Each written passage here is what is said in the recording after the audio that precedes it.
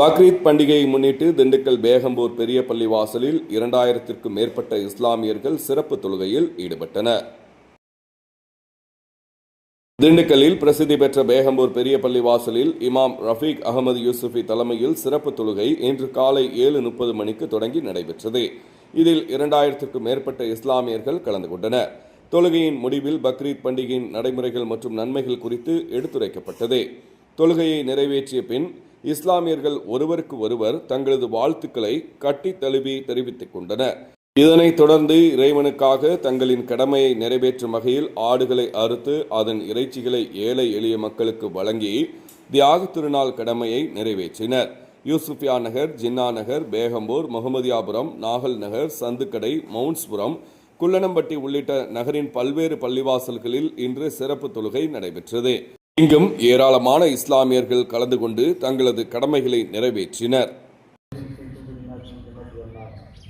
அல்ஹம்துலில்லாஹி ரப்பில் ஆலமீன். இன்னம் தக்ஃபிர் லனா வ தர்ஹம்னா லனகூனன மினல் காசிரீன்.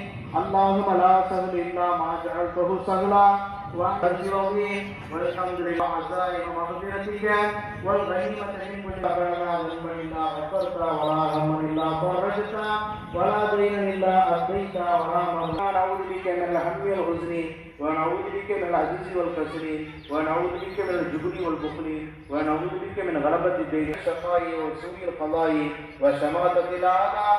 اللهم إنا نعوذ بك من ذهاب الدولة وتغير النعمة وتحويل العافية ومن اللهم أعز الإسلام والمسلمين.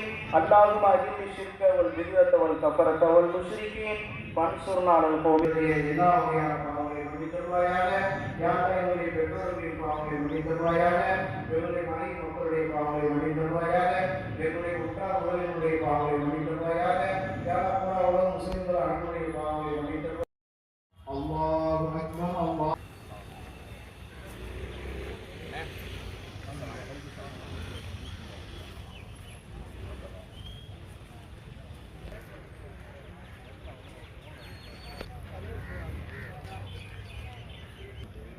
கேட்டு